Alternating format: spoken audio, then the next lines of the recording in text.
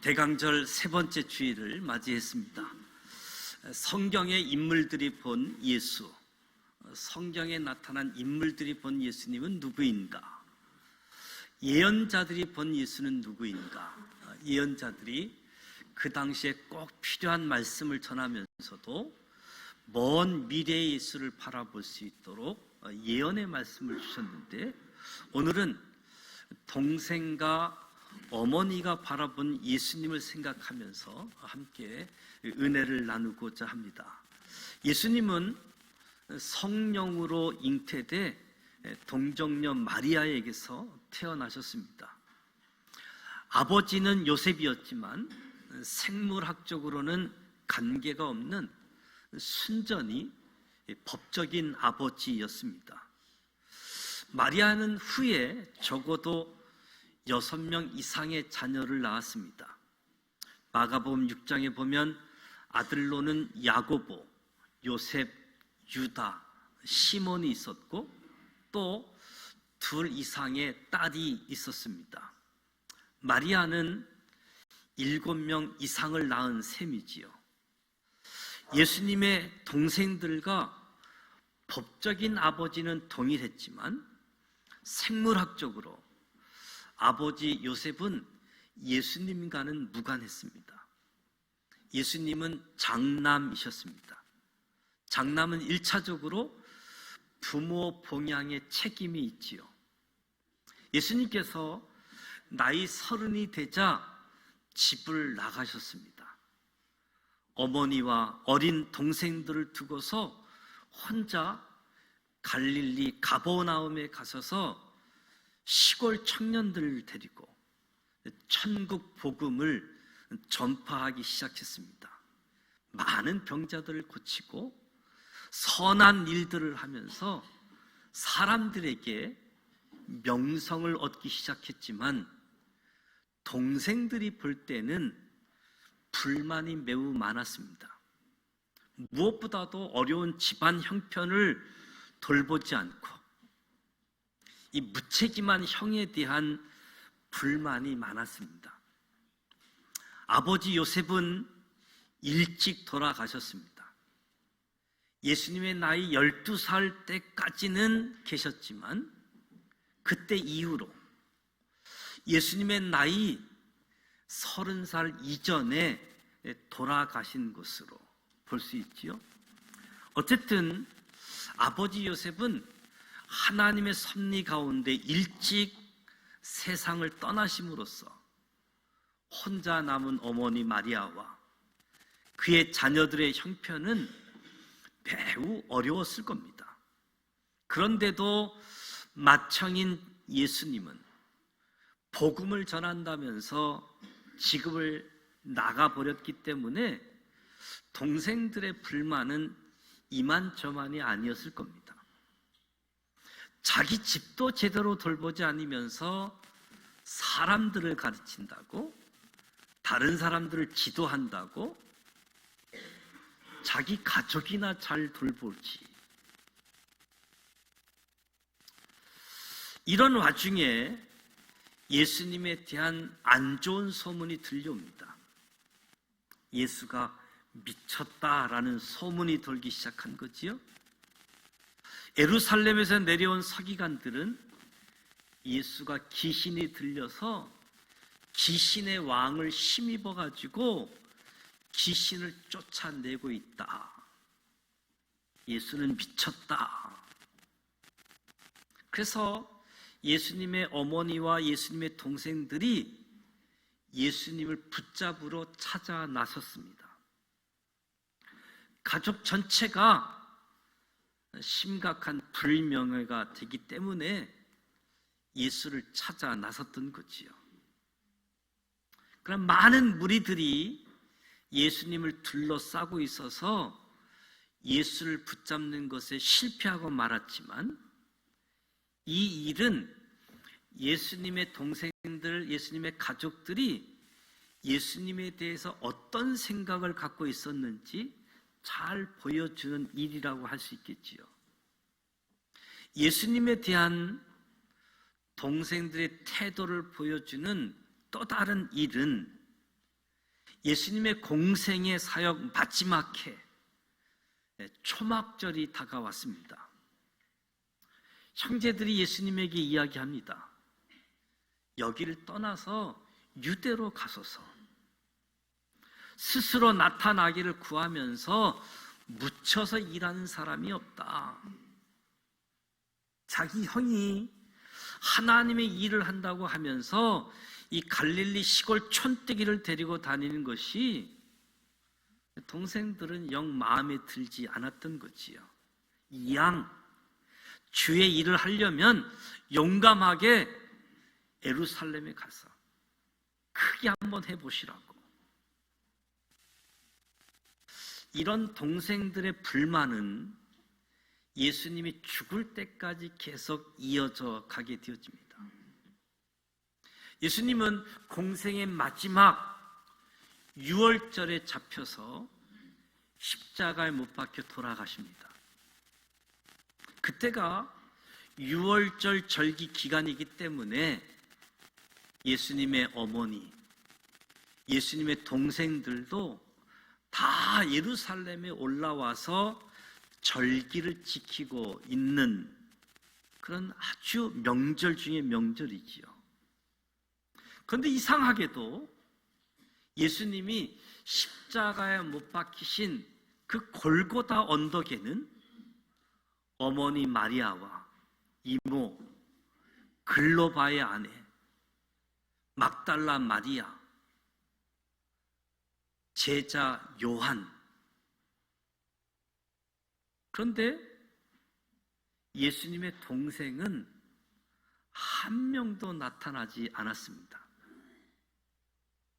6월절 절기를 지키기 위해서 예루살렘에 와 있지만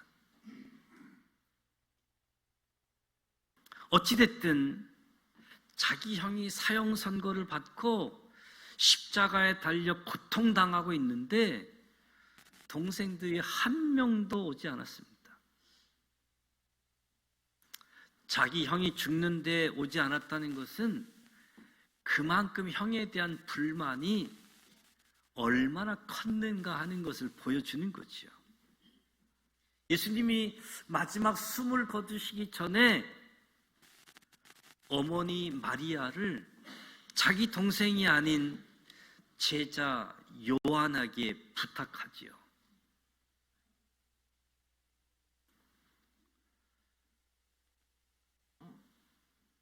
그런데 놀라운 반전이 일어났습니다. 믿지 않고 완강하게 거부하던 동생들이 예수를 믿게 되어진 거지요. 동생 야고보는 예루살렘 교회의 지도자가 돼서 오랫동안 예루살렘 교회를 지도했습니다. 동생 유다도 그의 이름으로 일컫는 편지 하나를 남겼습니다. 그 외의 동생들은 알 수 없지만 다 예수님을 믿었을 것으로 생각되어지는데요. 예수님이 승천하시고 나서 120명이나 되는 제자들이 예루살렘으로 돌아와서 다락방에서 열흘 동안 전혀 기도에 힘썼는데 그때 예수님의 어머니, 예수님의 동생들도 그 자리에 참석해서 함께 기도했다. 기도회에 참석해서 열심히 함께 기도했다라고 하는 것은 저들도 예수님을 믿고 거듭났다라고 의미할 수 있겠지요. 그러면 무엇이 이들을 변화시켰을까? 무엇이 동생들을, 가족들을 변화하게 만들었을까? 어떤 계기가 있었을까? 이에 대해 사도 바울이 힌트를 제공해 주는데요. 고린도전서 15장 말씀에 보면 바울은 예수님이 부활하신 후에 야고보에게 보이셨다. 예수님이 부활한 후에 예수 동생 야고보에게 보였다는 거지요. 예수님이 부활하시고 예수님이 나타나신 순서를 보게 되어지면 베드로에게 보이고 12 제자에게 보이고 500여 형제에게 보이고 야고보에게 그리고 모든 사도에게 마지막으로 사도 바울에게 부활하신 예수를 나타내 보여주셨다. 여기서 500여 형제에게 나타난 그 사건은 아마도 부활 후 갈릴리에서 나타나신 것을 이야기하는 거지요. 갈릴리에서 나타나신 후에 예수님은 자기 고향 나사렛 동네에 찾아가서 야고보와 자기 동생에게 부활하신 예수님의 모습을 보여주셨다. 그때 야고보는 서스라치게 놀랐을 겁니다. 그저 골치 아픈 형인 예수, 죽은 줄만 알았는데 죽었다가 다시 살아났다. 죽었다가 다시 살아났으니 정말로 하나님의 아들이란 말인가? 그런데도 내가 몰라보고 불평하고 내 죄가 얼마나 크단 말인가? 야고보는 무릎을 꿇고 용서를 빌었을 겁니다.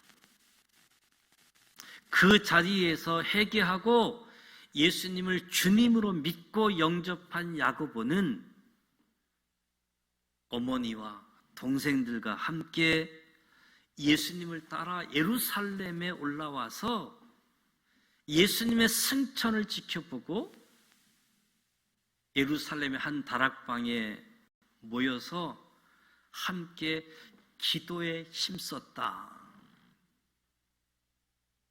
그리고 오순절 날에 탄생한 예루살렘 교회에서 봉사하다가 베드로가 핍박으로 예루살렘을 떠난 후에 예루살렘 교회 지도자로 등장해서 예루살렘 교회를 지도했다.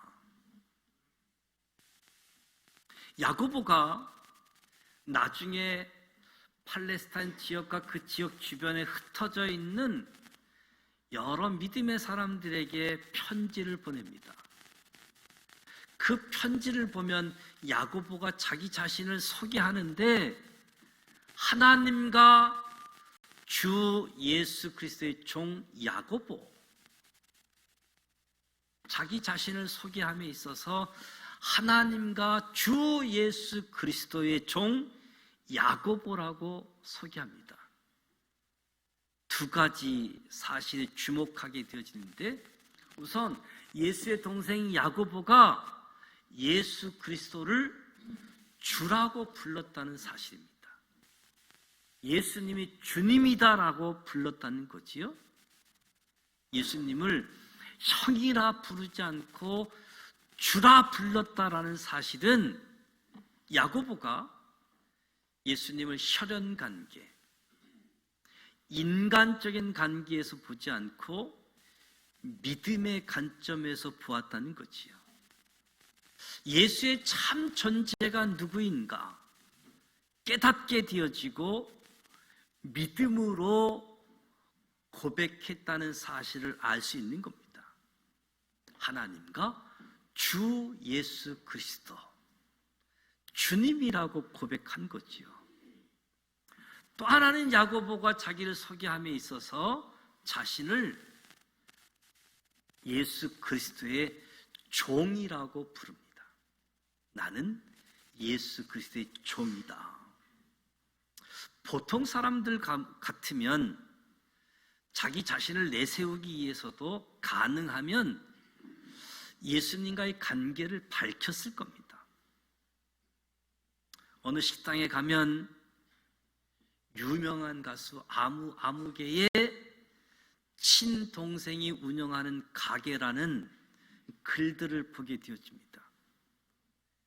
형님의 덕을 보기 위해서 자기가 그의 친동생이라고 밝히는 거지요.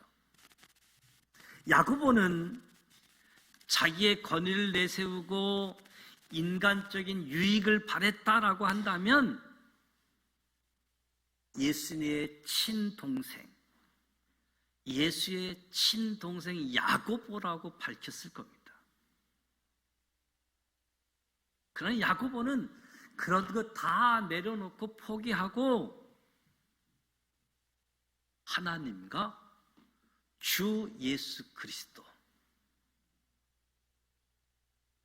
하나님 예수 그리스도가 주님이시다.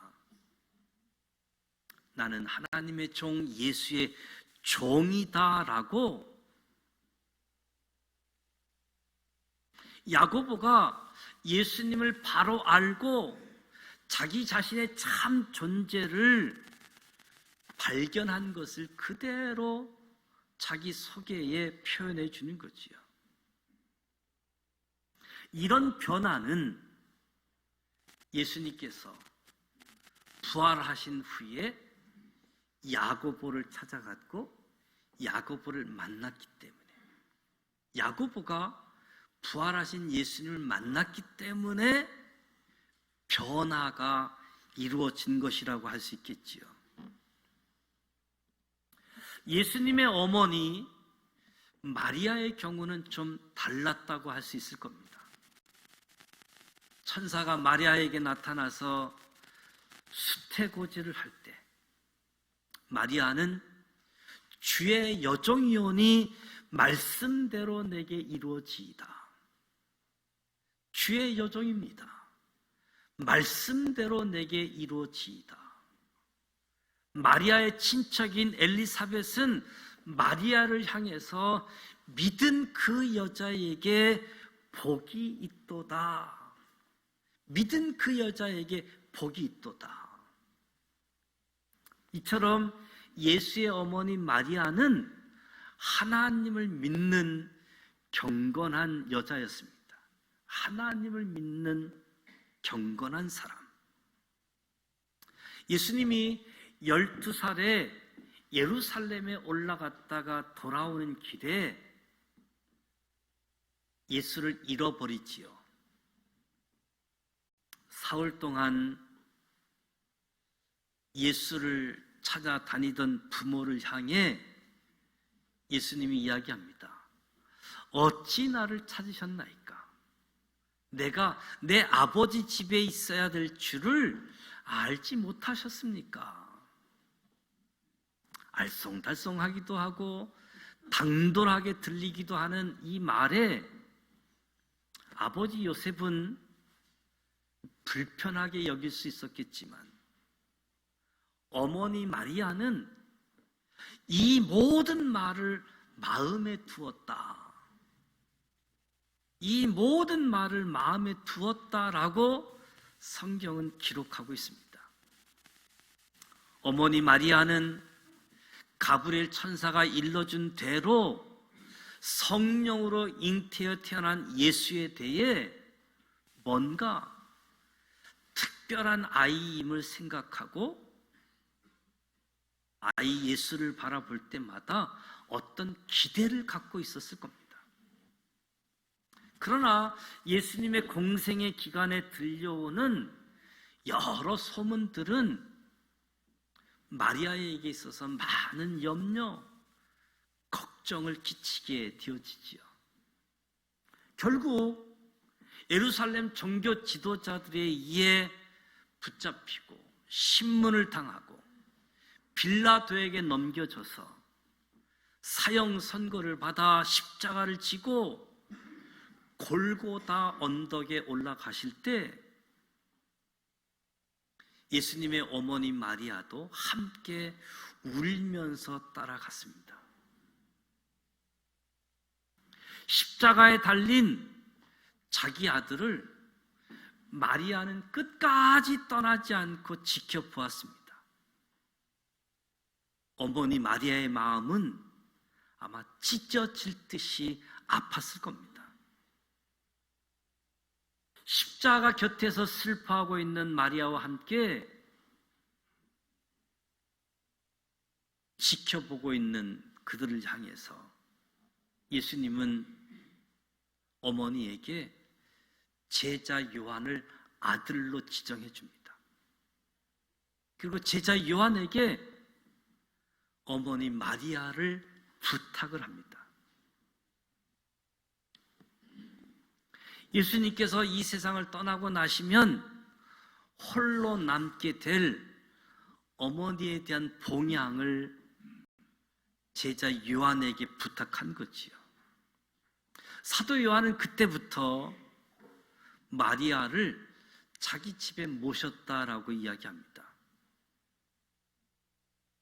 주 42년경 요한의 형도 야고보잖아요. 요한의 형 야고보가 순교하고 또 핍박으로 인해 베드로가 예루살렘을 떠난 후에도 사도 요한은 계속 예루살렘에 머물러 있었습니다. 그러다가 사도 요한은 마리아를 모시고 다른 그리스도인들과 함께 팔레스타인, 이스라엘을 떠나 소아시아, 에베소 지역에 도착한 것으로 알려지고 있는데, 요한이 마리아를 모시고 팔레스타인을 떠나 에베소에 도착한 시기를 66년에서 69년경으로 보고 있습니다. 사도 요한은 에베소 교회를 담임 목회하면서 주위 여러 교회를 돌보게 되어집니다. 대략 30년간 목회하다가 99년경에 하나님의 부름을 받은 것으로 알려져 있지요. 그 로마 제국 시대, 그 핍박 박해 시대에 예수님 증거하다가 반모 섬으로 유배도 갔다 오게 되어지고, 그것에서 요한계시록의 말씀을 받고 요한계시록의 말씀을 우리에게 전달해 주었는데, 사도 요한도 하나님의 부름을 받게 되어진 거지요. 예수님의 어머니는 에베소에 살다가 돌아가신 것으로 알려져 있습니다. 마리아는 믿음의 여인이었고 예수님의 어머니로서 복된 여인이었습니다. 예수님은 비록 마리아의 몸에서 나시긴 했지만 그 근본에 있어서는 하나님의 아들이었습니다. 그래서 예수님은 이런 육신적인 관계도 중요하지만 영적 관계를 더 중요시한 내용을 잘 보여주는 사건이 오늘 읽은 본문 말씀이죠. 예수의 어머니와 동생들이 예수님을 붙들러 왔을 때였습니다. 그때 예수님은 누가 내 모친이며 동생들이냐? 누구든지 하나님의 뜻대로 하는 자는 내 형제여 자매여 모친이라고 말씀합니다. 어떻게 생각하면 무례하고 불효하게 들리는 말씀이지만 예수님은 지금 이 기회를 통해 영적 가족의 중요성을 말씀하고 있는 거지요. 예수 믿는 사람들은 하나님의 자녀, 참된 영적 가족임을 강조하고 있는 거지요. 예수님이 이 새로운 가족을 만들기 위해서 이 땅에 오셨고 십자가에서 돌아가신 거지요. 오늘날에도 누구든지 예수님을 영접하는 자, 곧 그 이름을 믿는 자는 하나님의 자녀가 됩니다. 저와 여러분이 주일날 교회 각자 와서 예배 드리는 것으로 만족하지 말고 내가 하나님의 자녀일 뿐만 아니라 하나님의 가족, 하나님의 가족들이 함께 예배 드리면서 형제, 자매로 인식하고 하나님의 자녀로 말로만 형제 자매라고 하면서 실제적으로는 남남처럼 지내는 모습도 많잖아요. 예수님은 피보다 더 진한 영적 가족, 참된 하나님의 가족을 만드시기 위해서 이 세상에 찾아오셨습니다. 이를 위해서 예수님이 기꺼이 자기 자신을 제물로 드리셨습니다.